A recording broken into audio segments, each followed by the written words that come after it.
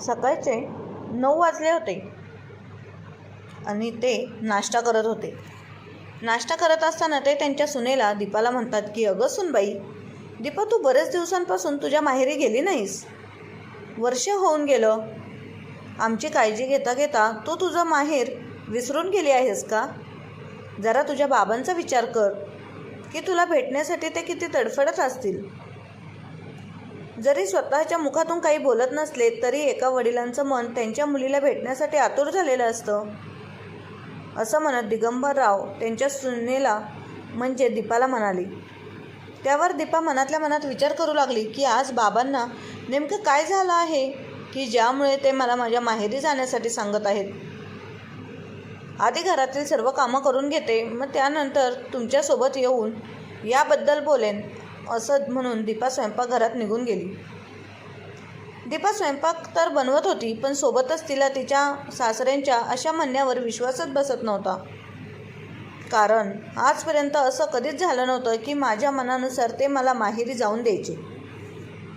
जोपर्यंत सासूबाई जिवंत होत्या तोपर्यंत मुलांच्या शाळेच्या उन्हाळ्याच्या सुट्टीत कधी मी माहेरी जायची, पण सासू गेल्यानंतर या घराची चाकरी करता करता मला कधी फुरसतच मिळाली नाही. जेव्हाही मी चुकून माझ्या माहेरचं नाव घ्यायची तेव्हा नवरा दीपक बायकोला माहेरी पाठवण्यासाठी तयार व्हायचे, पण सासरे मात्र घरात गोंधळ घालायचे. ते वारंवार तक्रार करत म्हणायचे की बाहेरचे जेवण केल्यानंतर एकतर माझं पोट भरत नाही किंवा कधी पोटही खराब होऊन जातं. पण जेव्हा लपून लपून मित्रांसोबत बाहेरच्या एखाद्या हॉटेलमध्ये जेवून घ्यायचे तेव्हा संध्याकाळी घरी म्हणायचे की दिवसभर खाणं पचलं नाही, त्यामुळे आता रात्रीचे जेवण करणार नाही. दीपाला आठवलं की जेव्हा तिला तिच्या माहेरी 15 दिवसांसाठी जायचं होतं तेव्हा तिने घरात स्वयंपाक बनवणारी बाई ठेवली होती. तेव्हा तिचे सासरे दिगंबरराव त्या बाईच्या जेवणामध्ये 1000 चुका काढायचे आणि भरलेल्या ताटावरून उठून जायचे आणि सुनेला म्हणायचे की तुला माझं जेवण बनवून कठीण जात असेल तर तसं मला सांग, मग मी वृद्धाश्रमात निघून जातो. याच कारणामुळे गेल्या 1.5 वर्षापासून दीपा तिच्या माहेरी गेलीच नव्हती. पाहायला गेलं तर दीपाचं माहेर जास्त लांब नव्हतं, अवघ्या 8 ते 10 तास अंतरावरच होतो. पण तरीसुद्धा ती तिच्या माहेरी सासऱ्यांमुळे जात नसे. पण आज ही गंगा उलट दिशेने कशी काय वाहत आहे, ज्यामुळे तिला तिचे सासरे माहेरी जा असे म्हणू लागले.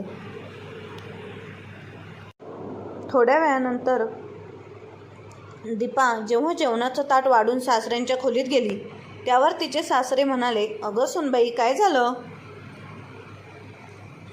माहेरी जाण्याचा आनंद तुझ्या चेहऱ्यावर दिसत नाही. आता दीपाला कळालं होतं की नक्कीच काहीतरी गडबड आहे. दिगंबरराव म्हणाले, आज तुझ्या वडिलांचा फोन आला होता. ते सर्वांच्या तब्येतीची विचारपूस करत होते. त्यामुळे त्यांच्या म्हणण्यावरून मला त्यांच्या मनातली गोष्ट समजली की ते तुझी खूप आठवण काढत आहेत आणि तसेच ते तुला भेटण्यासाठी खूप तळमळत आहेत, पण उघडपणे काहीच बोलत नाहीत. हे बघ, तू 2-4 दिवसांसाठी तुझ्या माहेरी जाऊ नये, त्यामुळे तुझ्या बाबांना बरं वाटेल आणि तुलाही थोडासा बदल मिळेल. चेहऱ्यावर खोटं हसू दाखवत दीपा तिच्या सासऱ्यांना म्हणाली, ते सर्व ठीक आहे, पण बाबा, माझ्या मुलांना आता शाळेला सुट्ट्या नाहीत, मग मी कशी जाऊ? त्यावर दिगंबरराव म्हणाले, अगं तुझी मुलं ICICIची परीक्षा देत आहेत का, ज्यामुळे त्यांचा 2 दिवसाचा इतकं नुकसान होईल? हे 4थीला आणि एक 6वीला तर आहे. शाळेला 2 दिवसाची सुट्टी घे. हे ऐकून दीपा काहीही न बोलता स्वतःच्या खोलीत निघून गेली. नक्की सासऱ्याच्या मनात काय चाललं आहे हे दीपाला कळतच नव्हतं.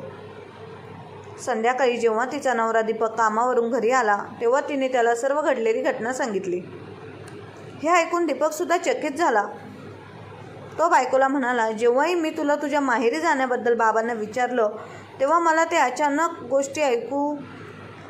ते गोष्टी ऐकू येत आणि म्हणत, जर तुझ्या बायकोला माहेरी जाण्याची इच्छा होत असेल तर तिचे लग्न काय केले?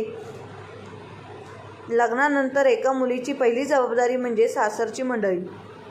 ती तिच्या माहेरची आता पाहुणी झालेली असते. अशा प्रकारे गोष्टी करत दीपक दीपाला समजावत म्हणाला, बाबांचे मत बदलण्याआधी तू गुपचूपपणे तुझं सामान भरून ठेव आणि माहेरी निघून जा. मी तर म्हणतो 2-4 दिवसांसाठी नाही तर चांगले 1-2 आठवडे तिथेच राहा. असं म्हणत तो हसू लागला. त्यावर दीपा म्हणाली, तुला इतका हसू काय येत आहे? मला तर आज सकाळपासून घासच गिळत नाही. बाबांच्या मनात काय चाललं आहे हे कळतच नाही. असा विचार करत करत ती संध्याकाळच्या स्वयंपाकाची तयारी करण्यासाठी स्वयंपाकघरात निघून गेली. रात्री जेव्हा सर्वजण जेवण करण्यासाठी बसले तेव्हा दिगंबरराव परत आले. म्हणाले, दीपा तू काय विचार केला आहेस? तू केव्हा माहेरी जाणार आहेस? त्यावर दीपक म्हणाला, अहो बाबा, यामध्ये इतकं विचार करण्यासारखं काय आहे? तुम्ही इतकं म्हणत आहात तर ती नक्कीच माहेरी जाईल. ती तुमची गोष्ट कशी टाळू शकते? मी उद्याच तिची जाण्याची तिकीट काढतो. दीपकचं असं म्हणणं ऐकून दीपाच्या चेहऱ्यावर हसू उमटलं आणि मुलंसुद्धा मामाच्या घरी जायचं आहे म्हणून खूप खुश झाली. त्यावर सासरे म्हणाले, हो, मुलांनो जा आणि मजा करून या. पण सुनबाई, तुझ्या वडिलांचा विचार करून मला खूप वाईट वाटतं. तुझ्या आईच्या निधनानंतर तुझे बाबा एकटे पडले आहेत. त्यामुळे अशा परिस्थितीत त्यांना साथ देणं तुझी जबाबदारी आहे. तितक्यात दीपा पटकन म्हणाली, माझा भाऊ आणि वहिनी त्यांच्यासोबतच राहतात. ते बाबांची व्यवस्थितरित्या काळजी घेतात. पण तरीही एका वडिलांचं हृदय त्यांच्या मुलीसाठी तळमळत असतं. मी तुझ्या बाबांना अनेकदा बोललो होतो की 2-4 दिवस इथे येऊन मुलीसोबत राहा. त्यामुळे आम्हालाही बरं वाटेल. पण ते मात्र ऐकायला तयार नसतात. सासऱ्यांचं असं म्हणणं ऐकून दीपाचं तोंड उघडंच राहिलं. ते आश्चर्यचकित होऊन नवऱ्याकडे पाहू लागली आणि हळूच त्याच्या कानात म्हणाली, तुमच्या बाबांना नेमकं काय झालं आहे? खरं तर माझे बाबा जेव्हा इथे आले आणि चहा नाश्ता केला तर पुढचे 2 दिवस तुमचे वडील किती काही बऱ्याच गोष्टी ऐकून दाखवायचे. तसेच म्हणायचे की शास्त्रानुसार वडिलांनी मुलीच्या घरचं पाणीसुद्धा पिता कामा नये. तसं तर सासूबाई काहीच म्हणत नव्हते, पण सासरे मात्र बोलण्याची एक संधी सोडत नव्हते. तसेच ती म्हणाली, तुम्हाला आठवतं का एक दिवस ते काय म्हणाले होते की कन्यादानानंतर एक मुलगी तिच्या माहेरच्यासाठी परकी झालेली असते, कारण ती फक्त 2-4 दिवसांसाठी पाहुणी म्हणून जाते आणि लगेचच परत येते. तिच्या माहेरी काहीच हक्क राहत नाही. पण आज बाबांना नेमकं काय झालं आहे की जे महानतेची मूर्ती बनले आहेत? हे ऐकून दीपाला स्वतःपासून थोडंसं लांब केलं आणि वडिलांच्या दिशेने इशारा केला. त्यावर दिगंबरराव म्हणाले, अगं सुनबाई, आजकाल मुलगा आणि मुलगी यामध्ये काहीच फरक राहिलेला नाही. आई वडिलांवर दोघांचा बरोबरीने हक्क असतो आणि तसंच आता सरकारने सुद्धा असा कायदा बनवला आहे की वडिलांच्या संपत्तीवर मुलगा आणि मुलगी यांना बरोबरीने हक्क मिळाला पाहिजे. त्यावर दीपक म्हणाला, बाबा, मला तुमची गोष्ट मान्य आहे, पण माहेर फक्त हक्क मागण्यासाठी नाही तर कर्तव्य पार पाडण्यासाठी सुद्धा असते. फक्त जेव्हा गरज असेल तेव्हाच माहेरी आठवण काढणे आणि त्यांच्या गरजेच्या वेळेस त्यांना शास्त्रात ज्ञान देणे चुकीचे आहे. हे ऐकून दिगंबरराव म्हणाले, तू गप्प बस, तुला काहीच कळत नाही. सुनबाई माहेरी जाईल. संपत्ती आणि हक्क यांसारखे शब्द ऐकून दीपाला जरा झटकाच लागला होता की सासरे नेमके कोणता नवा रंग छेडत आहेत. त्यांना अचानक माझ्या भावनांची इतकी काळजी का होऊ लागली? सासऱ्यांचं म्हणणं ऐकून दीपा स्तब्ध झाली. त्यानंतर दीपक स्वतःच्या खोलीत जाऊन येत्या शुक्रवारचे तिकीट बुक करतो. पण जेव्हापासून तिकीट बुक करण्याची तारीख मुलांना समजली तेव्हापासून मुलांनी आनंदाच्या भरात अभ्यास करणे सोडून दिलं. मामाच्या घरी जाऊन काय काय करायचं या गोष्टींची चर्चा करू लागले. तसेच मुलांना त्या गोष्टी आठवले की ज्या प्रकारे आजोबा त्यांच्यासोबत मुलांना बाजारात घेऊन जायचे, आवडीचे आईस्क्रीम घेऊन द्यायचे आणि मामीसुद्धा त्यांच्यासाठी नवीन नवीन डिश बनवायची. पण मामा मात्र जवळ एका अल्लाउद्दीनच्या जिनसारखी एखादी मागणी केली तर क्षणातच पूर्ण करणारा. या सर्व गोष्टीचा विचार करून मुलांची उत्सुकता खूप वाढली आणि त्यांना पाहून दीपासुद्धा खूप खुश झाली. कारण काही असलं तरी ती तिच्या सासऱ्यांचे मनापासून आभार मानत होती. दुसऱ्या दिवशी दीपा जेव्हा बाजारात जात होती तेव्हा दिगंबरराव म्हणाले, अगं सुनबाई, तू बाजारात का जात आहेस? पिशव्या दे, मी भाज्या घेऊन येतो. आणि तसंही पुढच्या आठवड्यात तू माहेरी जाशील, त्यामुळे उगाचच भाज्या खराब होतील. आता दिगंबरराव संपूर्ण दिवस सुनेला तिच्या कामांमध्ये मदत करायचे. पण सासऱ्यांना पाहून दीपा आश्चर्यचकित झाली. हळूहळू असाच आठवडा निघून गेला. तसंही मी एखाद्या गृहिणीला उगवता सूर्य आणि मावळता सूर्य दिसतो. दीपाने विचार केला की तिच्या वडिलांना फोन करून माहेरी येण्याची बातमी सांगावी. तिने तिच्या वडिलांना म्हणजेच विजयरावांना फोन केला आणि तिथे जाण्याची बातमी सांगितली. आपली मुलगी बऱ्याच दिवसानंतर आपल्या घरी येणार हे ऐकून विजयराव खूप खुश झाले आणि म्हणाले, काही दिवसांपूर्वी तुझ्या सासऱ्यांसोबत फोनवर बोलणं झालं होतं, पण ते इतक्या लवकर तुला माहेरी पाठवतील असा मी विचारही केला नव्हता. तेव्हा दीपा तिच्या वडिलांना विचारू लागली, बाबा, हे सर्व ठीक आहे, पण तुम्ही इतर काही संपत्ती संबंधित त्यांच्यासोबत बोलला होतात का? त्यावर विजयराव म्हणाले, हो बोललो होतो मी. पुढच्या आठवड्यात अजून मृत्यूपत्र तयार करणार आहे आणि आता तेच काम राहिलं आहे. याबद्दल तुझ्या सासऱ्यांना सांगितलं होतं का? ते तुला काही म्हणाले का? काही हरकत नाही, आता तू येणारच आहेस तर बरं झालं, कारण तुम्हा दोघा भाऊ बहिणीची समोरासमोर संपत्तीची वाटणी होईल. मग मी सर्व कर्तव्यातून मुक्त होईल. मग सुटकेचा श्वास घ्यायला मोकळा होईल. वडिलांचं असं म्हणणं ऐकून दीपाला सर्व प्रकार समजला. त्यानंतर वडिलांचा फोन ठेवून तिने लगेचच दीपकला फोन लावला आणि म्हणाली, आता मला कळलं की का तुझे बाबा मला माहेरी पाठवण्यासाठी इतके उतावळे झाले आहेत. त्यांची अशी इच्छा आहे की मी माहेरी जायला हवं आणि मला माझ्या संपत्तीचा वाटा मिळाला पाहिजे. त्यामुळे तुझे बाबा इतक्या प्रेमाने आणि काळजीने माझ्याशी बोलत आहेत. तिचे सासरे इतक्या खालच्या विचारांचे असतील या गोष्टीचा तिने विचारही केला नव्हता. कालपर्यंत ती तिच्या सासऱ्यांचे मनातल्या मनात आभार मानत होती. आज त्यांच्याबद्दल तिच्या मनात कडूपणा भरला होता. त्यावर दीपक म्हणाला, तू बाबांचा विचार करणं सोडून दे. तुला तुझ्या मनात जे येईल आणि तुला जे योग्य वाटेल ते तू कर. मी नेहमीच तुझी साथ देईल. ती दीपकला म्हणाली, तूच विचार कर की माझ्या वडिलांकडे संपत्तीच्या नावावर काय आहे. त्यांनी जमा केलेली सर्व जमापुंजी आमच्या शिक्षणासाठी आणि लग्नासाठी संपवून टाकली आणि जे काही घर आहे तेच फक्त संपत्तीच्या नावावर माझ्या भावाकडे आहे. तेवढ्याच्या घरातील मी माझा हिस्सा कसा काय घेऊ शकते? माझे लग्न झाल्यानंतर आणि आईच्या निधनानंतर माझ्या भावानेच माझ्या वडिलांना सांभाळलं आहे. या सर्व बाबतीत मी कधीच मध्ये पडली नाही आणि आज मी माहेरच्या संपत्तीबद्दल कसा काय विचार करू शकते? खरं तर तुमच्या बाबांना काय कमी आहे? 2 घर, 1 प्लॉट आणि त्यात तुम्ही एकुलते एक. पण त्यांना इतकी हाव का सुटली आहे? त्यावर दीपक दीपाला समजावत म्हणाला, काही लोकांचा विचार कधीच बदलत नाही, पण माझं म्हणणं हेच आहे की माहेर फक्त मागण्यासाठी नसतं तर कर्तव्य आणि जबाबदाऱ्या पार पाडण्यासाठी सुद्धा असतं. पण यामध्ये तुला जेव्हाही संधी मिळेल तेव्हा तू अजिबात मागे वळू नकोस. आता तू झोप, कारण उद्या तुला माहेरी जाण्यासाठी लवकर निघायचं आहे. इतकं म्हणून ते दोघेही झोपी गेले. दुसऱ्या दिवशी सकाळी दीपा जेव्हा तिच्या सासऱ्यांना चहा घेऊन आली तेव्हा सासऱ्यांना म्हणाली, बाबा, तुमच्या सांगण्याप्रमाणे मी माझ्या माहेरी जात आहे. माझे वडील खूप खुश आहेत आणि तसेच ते त्यांच्या संपत्तीचा अर्धा हिस्सा माझ्या नावावर करणार आहेत. पण मी त्यांना असं करण्यास पूर्णपणे नकार दिला. मी माझ्या वडिलांना म्हणाली, संपत्तीचा वाटा मला देण्याबद्दल तुम्ही विचारही करू नका, नाही तर माझे सासरे खूप नाराज होतील. हे ऐकून दिगंबरराव म्हणाले, अगं सुनबाई, मी नाराज का होईल आणि तू तुझ्या वडिलांना असं का बोललीस? सुनेचे शब्द ऐकून दिगंबररावांच्या स्वप्नांवर जणू पाणी फिरलं होतं. त्यावर दीपा म्हणाली, बाबा, तुम्हीच म्हणता ना की कन्यादानानंतर मुलगी दुसऱ्या घरची होऊन जाते. तिला तिच्या माहेरी कसलाच अधिकार नसतो. आता जर अधिकारच नसला तर मी संपत्तीवर कसा काय माझा हक्क दाखवू शकते? आता दिगंबररावांचा चेहरा पूर्णपणे उतरला होता. ते दीपाला म्हणाले, अगं सुनबाई, आता ही गोष्ट खूप जुनी झाली.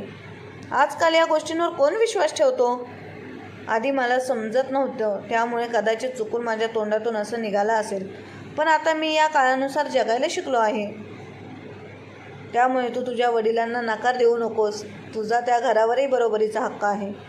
त्यामुळे तू त्या घरातील संपत्तीचा वाटा घेण्यास नकार देऊ नकोस. तुझ्या वडिलांनंतर तुझं माहेर असं जुळून राहील. तुझा भाऊ आणि वहिनी तुला मानसन्मान देतील. नाही तर नाती बदलायला जास्त वेळ लागत नाही. सासऱ्यांचे ह्या गोष्टी आता हळूहळू दीपाला चांगल्याच कळू लागल्या. त्यानंतर काही वेळ विचार करून देता म्हणाली, ठीक आहे बाबा, जर तुम्ही म्हणत असाल की मुलगा आणि मुलगी दोघेही एक समान असतात तर मी माझ्या वडिलांना नकार देणार नाही. हे ऐकून दिगंबरराव खूप खुश झाले आणि त्यांनी मोठा श्वास घेतला. दीपा चेहऱ्यावर खोटं हसू दाखवून तिथून निघून गेली. बघता बघता दीपाच्या ट्रेनची वेळ झाली होती. ती आणि तिची दोन्ही मुलं माहेरी जाण्यास निघाली. सासऱ्यांचे विचार करण्यात अर्धा प्रवास कसा निघून गेला हे तिला कळलंच नाही. हळूहळू जशी जशी शेती दिसू लागली तशी तशी दीपा तिच्या माहेरच्या अगदी जवळ जाऊ लागली. तिचं मन आनंदाने नाचू लागले, कारण एका मुलीचे माहेर हे फक्त घरापुरतं मर्यादित नसून एका मोठ्या कुटुंबापुरतं मर्यादित असतं. माहेरचा धर्म लेटर संपूर्ण नाव मुलीसाठी खूप प्रिय असतं. घरी पोचल्यानंतर दीपाच्या भावाने आणि वहिनीने चांगला पाहुणचार केला. तसंच तिला तिच्या वहिनीने खूप प्रेम दिलं, कारण गेल्या 1.5 वर्षापासून ती या प्रेमाच्या आतुरतेने वाट पाहत होती. आणि तसेच ती तिच्या सासरी असल्यामुळे खूप कंटाळूनसुद्धा गेली होती. आता तिला माहेरी आल्यानंतर हायसे वाटत होते. आई, बायको आणि सून बनता म्हणतात तिचं माहेर जणू लांब गेलं होतं. तिने तिच्या वडिलांना सुद्धा भेटून घट्ट मिठी मारली. त्या दिवशी त्यांनी बऱ्याच गप्पागोष्टी केल्या. दुसऱ्या दिवशी जेव्हा तिच्या वडिलांनी मृत्यूपत्राचा आणि संपत्तीच्या वाटणीचा विषय काढला तेव्हा तिने काहीही घेण्यास नकार दिला.